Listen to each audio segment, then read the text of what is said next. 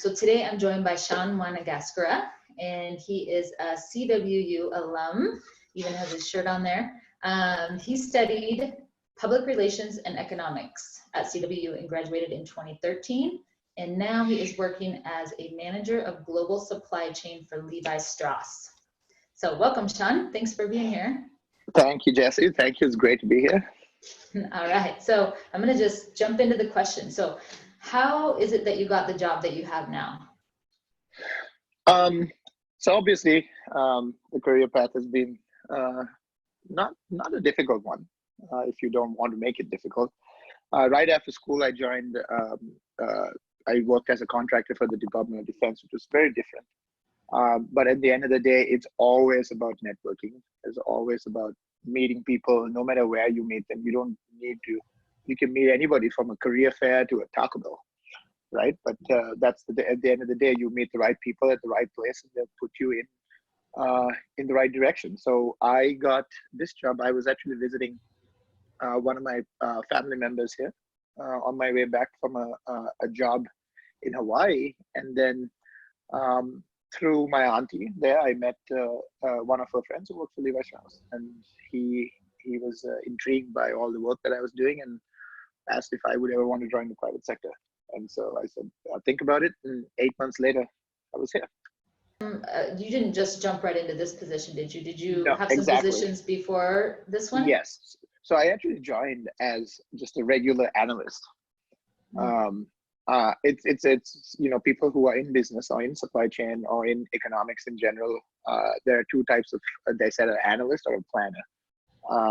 And especially in San Francisco, in the tech world, they're very synonymous with each other. But in the end, I joined as an analyst, and then I was promoted to a senior analyst. And when I was promoted to a senior analyst, it was the first time I was given people to manage under me. And then I became a senior analyst in the supply chain, but for the inventory management side. And then afterwards, I was promoted to be a manager of just the regional supply chain. And then from there onwards, July of 2019, last year, was when I was promoted to manager of the global supply chain for Levi's Women's. Wow. So it's been 5 years. Thank you. Thank you. But yeah, so 5 years, they go by very fast, but yeah. Okay. Well, can you tell us what a typical day looks like for you in your current role? So a typical day is, there's a lot of things that go into making a pair of jeans. Making one pair of jeans is easy, but when you're making, 19 million pairs of jeans in the span of 3 months, that's very different. So that's usually the volume that goes through my team. We produce between 19 to 23 million units every 3 months, every quarter. And those are produced in all different parts of the world. Actually, the fabrics are made in, you can say like Haiti, and then the buttons are made in like Pakistan, and then the final product is all put together and stitched in Turkey. So wow. Yeah, so getting those logistics together, getting everything to come on time, not buying too much, not buying too little, and keeping in mind that we don't own the factories. If you look at all large retailers, even Nike for that matter, they don't own the factories. It's all third-party factories in Asia and Europe that make it, and Mexico and South America. And so getting all those together, it's all timing, but it's fun. It is fun. It looks at what's most fun is, I used to do that. Now I'm just the manager who manages the people who do it. So they're the cool people. I just get to, it's more serve them, be there for them, and kind of guide where it's all going. Okay. But, yeah, that's just a basic typical day. Okay.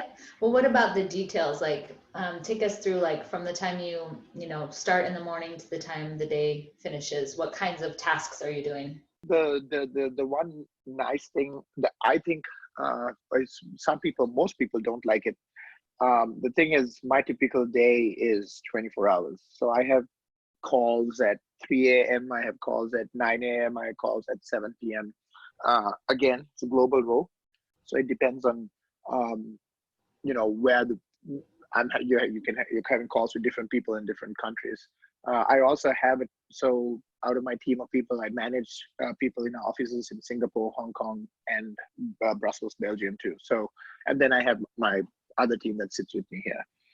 So it's constantly being there for them. The COVID-19 crisis was a supply chain nightmare, obviously.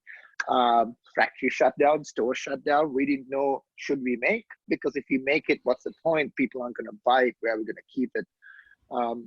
So it's that's how the typical day in the detail. Still, some things never change. The most important thing is your sanity and your health. So I still try to, depending on how late my calls were the prior day, I'd either try to go to the gym in the morning or the gym after work.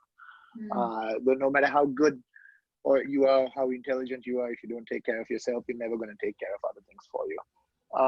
So still try to do that, eat healthy, and still be there. I'm still a wildcat, which means I'm wild, right? So yes, I know that, Sean. But it's a perfect balance. It's not a rushful life. No. People always say that once you graduate college, it's going to be extremely crazy. Your work, you're not going to have, the balance is very important. And I've done, like, it has been rough, but I can tell you, it's I think you're going to be fine. If you can graduate college, if you can juggle between part-time jobs, sports, living on campus, and still managing to graduate with the immense amount of classwork, this is not that hard. So for people who would say that it's easy for you when you're in college, just wait till you get out of college, life's going to get harder. It's actually not. It's going to get much better. So be excited for it. I'm curious now, what skills and strengths do you think are the keys to being successful in a role like yours? In my specific role, you need a lot of analytical skills. I never pinged myself as an analytical person. You know this, Jess. You know me since I was a freshman. I was actually first a public relations major, and then later on, I was minoring in economics and decided I loved it and decided to major in it. So, don't ever go, as we always say at Career Services, don't ever think that there's only one career path for you. There's multiple, and it's never too late to either add on another one or switch, right? So it's extremely analytical, but it's ultimately it becomes how you network with people, how you communicate with people, how you get people to believe in an idea, whatever you're doing. My job entails certain things that I have to manage, not just different teams, but people from different cultures and different countries. The way they work, their work ethic, their ethos, those are all different when you go from country to country around the world. You have to be respectful of those, and you have to respectfully make them aware of what your norms are when you're doing business with them. And that cross-continental communication and understanding how to work with people like that is a huge thing, and we all have it inside of us. We just need to be comfortable enough to be able to use it. For your specific job and your specific company, if somebody wanted to have a job like yours at a company like yours, what advice would you have for them to get their foot in the door or get noticed by someone? Well, I'm literally saying this not just for the interview's sake, but go to your peer advisor, get some advice. That's what they're there for. See your career counselor. But again, no matter, yes, you have to have the networking. I had this for this job, but and not only out of school, it was slightly harder for me because I was still not am, but I'm not a US citizen. So even when you walk in the door, the first thing they ask you is, do you need sponsorship? And a lot of companies, it's very hard, it's very expensive to do. So, I came over all those obstacles too. So, but again, to do any of that, you have to get an interview. And the number one thing is, unless you have somebody in the company and you go through networking, even still, the first thing they see about your first impressions mean everything. It's not you, it's your resume. try to polish that up. And there's nothing more you can do than have the average resume once you graduate college, right? Have a certain amount of experience, your past job experience and stuff. Make it simple, make it stick out. You know, nobody takes more than a couple of seconds to go through a resume anyway, especially because in our company we have an entire department dedicated to recruiting.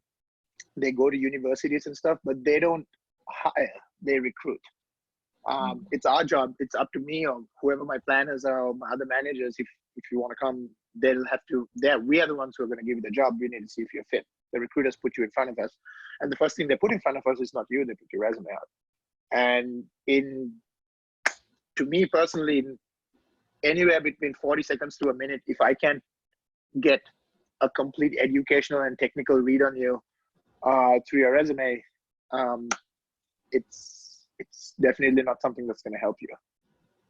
It doesn't have to be fancy. It needs to be straightforward. It needs to tell me things in a very simplistic, basic manner. I mean, it doesn't, people, you know, if you try to put too much, it's never a good thing. And then afterwards, come to the interview, and then in the interviews, it's nobody wants to know what you did in the interview. They want to know you, right? So the resume already tells us what we need to know about your strengths and your weaknesses. Now we need to know the person behind all of this, right? Because at the end of the day, 8 hours a day for 5 days a week, we are with each other. When you come to my level, it's much more than that, unfortunately. But you essentially spend more time conscious with your coworkers than you do with your own family members. So it is very, very important that your personality matches. It's not just important about what you do, and how you bring that forward in an interview is extremely important. So yeah, you might have been an astronaut, you know, in your previous job, but it doesn't matter. If you need to be an astronaut that's fun, that's caring, that's empathetic towards others, that's someone who everybody can get along with, because in the end of the day, it's always about a team. So yeah. Wonderful, wonderful. Okay, lots of great advice for students. Thank you so much for being with us today, Sean. Take care of yourself, and I'm gonna let you go. Thank you, Jesse. It was great, and thank you for having me. And yes. Good luck.